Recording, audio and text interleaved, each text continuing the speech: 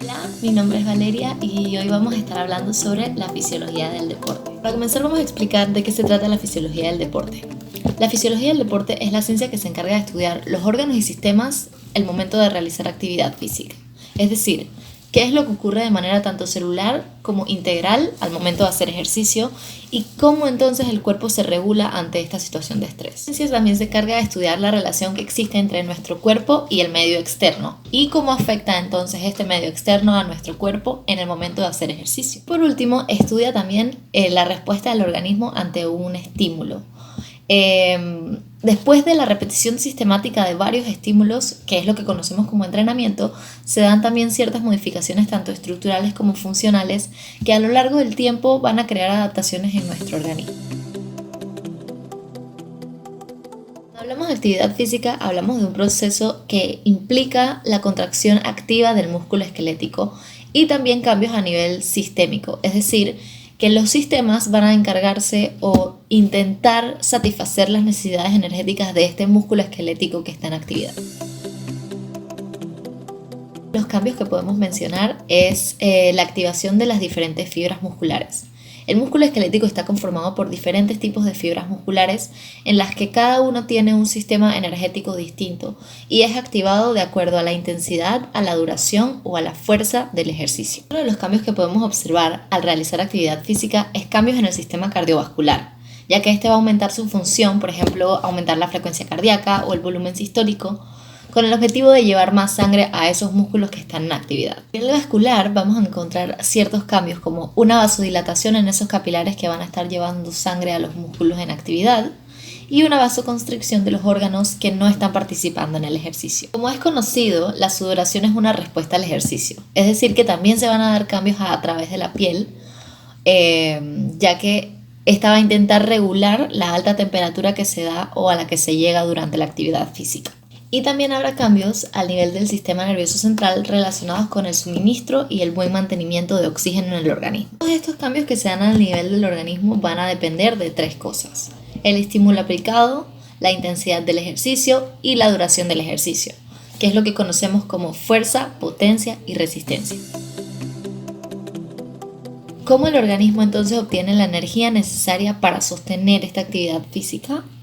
Con el ATP. El trifosfato de adenosina, también conocido como ATP, es la fuente principal de energía que se utiliza para la contracción muscular, que es la que va a conformar el ejercicio.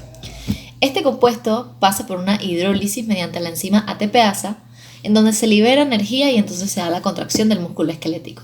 Pero para que esta contracción se pueda mantener durante un tiempo determinado a una intensidad determinada, debe haber un balance entre la síntesis de ATP y la pérdida de ATP. ¿Cómo entonces el cuerpo logra reponer esta energía gastada? Él utiliza tres diferentes sistemas energéticos que vamos a estar explicando a continuación. La verdad es que el músculo tiene almacenado una cierta cantidad de ATP, que es la que utiliza en los primeros segundos después de que empiece la actividad física, pero esta energía almacenada se agota muy rápidamente, por ende en los primeros segundos de la actividad física ya se empiezan a activar los diferentes sistemas energéticos que van a proveer energía para que podamos sostener la actividad. El primer sistema energético que va a ser utilizado luego de los primeros segundos de inicio de la actividad física va a ser el que conocemos como el de fosfocreatina, creatina o también conocido como el anaeróbico aláctico. Se llama así porque no necesita de oxígeno para la producción de energía y tampoco produce ácido láctico. En este sistema se va a dar la ruptura de una molécula llamada fosfocreatina. Es una molécula que también está almacenada en el músculo igual que el ATP, pero a mayor cantidad. Entonces, la ruptura de esta molécula produce o libera energía, que es la que se va a utilizar para resintetizar ATP, que es la energía que entonces va a ser utilizada para la contracción muscular. El segundo sistema que se utiliza para la obtención de energía es el que conocemos como anaeróbico láctico o el glucógeno ácido láctico. Como su nombre lo denomina, este sistema no utiliza oxígeno, pero sí produce ácido láctico. Es el producto de la descomposición de la glucosa en ausencia de oxígeno.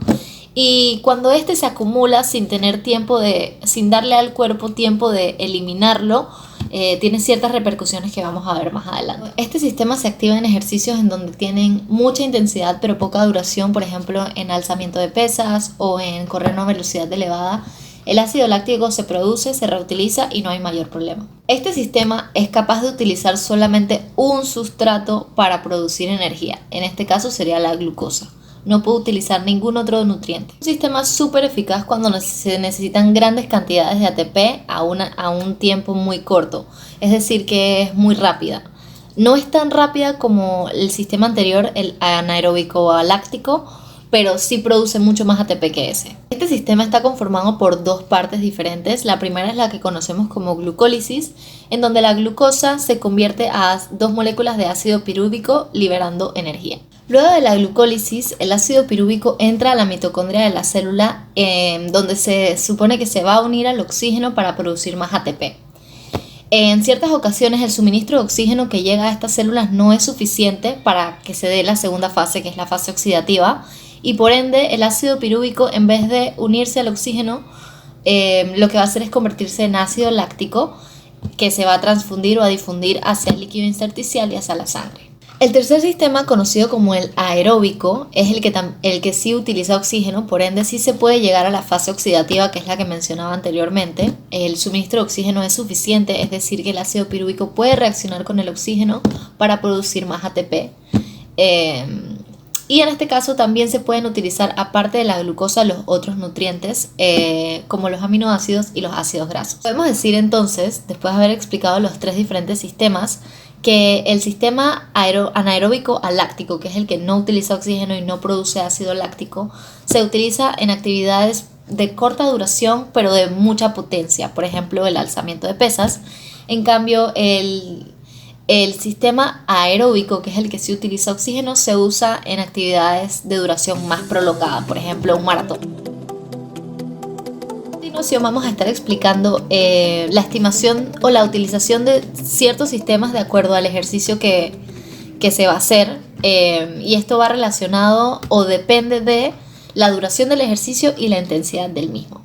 En las actividades que duran menos de 15 segundos se utiliza el sistema de los fosfágenos, o también conocido como el anaeróbico láctico, ya que son de mucha intensidad y poca duración, por ejemplo saltos, carreras de béisbol, buceo, levantamientos de pesas. Si el ejercicio dura entre los 15 y los 30 segundos, aparte de utilizar el sistema de los fosfágenos, también va a empezar la activación del siguiente sistema, que sería el anaeróbico láctico.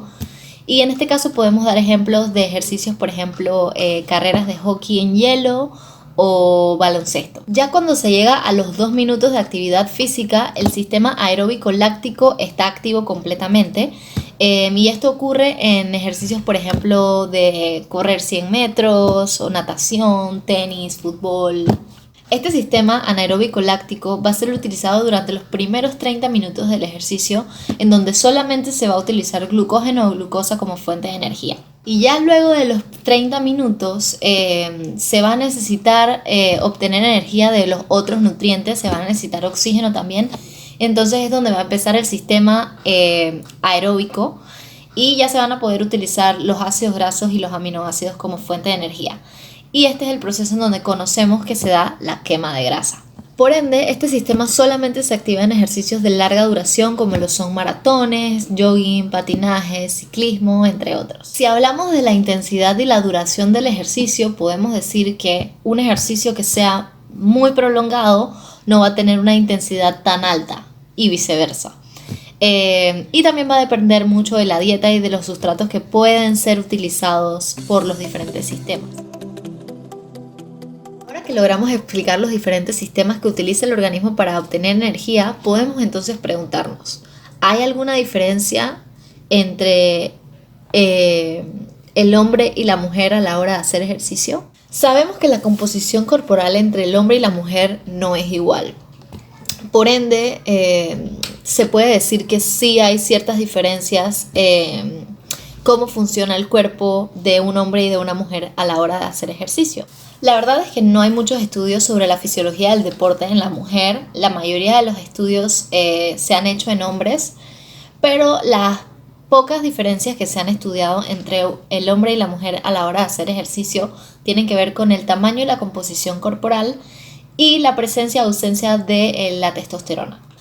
Por ende, se puede decir que la principal diferencia entre el hombre y la mujer es La composición corporal, esta se empieza a diferenciar en la pubertad cuando se da la formación o la producción de las hormonas estrógeno y progesterona. En la mujer, el estrógeno va a hacer que acumule grasa en las caderas y los muslos, a diferencia de los hombres, que la testosterona va a permitir que ellos puedan mantener más musculatura.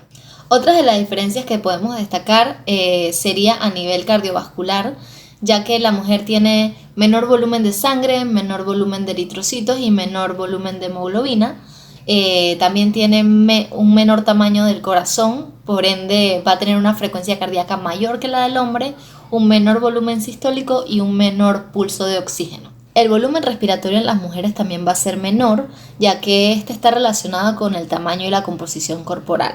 Bien, vamos a encontrar cambios en el sistema muscular, ya que en términos de fuerza, estudios han demostrado que las mujeres son entre un 40 a un 60% más débiles en la parte superior y un 25% más débiles en la parte inferior.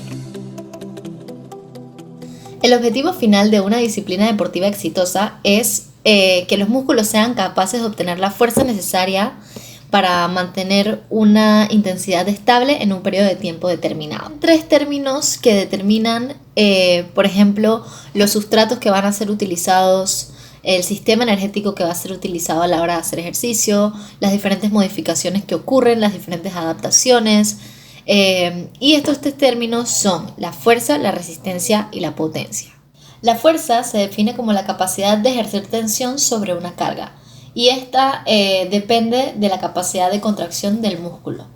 Esta se utiliza para cualquier actividad en el día a día, por ejemplo, trapear, barrer, recoger algo, mover algún objeto, entre otras cosas. La potencia, en cambio, es la cantidad de esfuerzo necesario que se utiliza para realizar esta actividad y es inversamente proporcional a la fuerza. Esto quiere decir que si un individuo tiene mucha fuerza, va a necesitar menos esfuerzo para realizar la actividad. Por último, la resistencia muscular es la capacidad que tiene el individuo de poder ejercer esta fuerza en repetidas ocasiones en un periodo de tiempo determinado.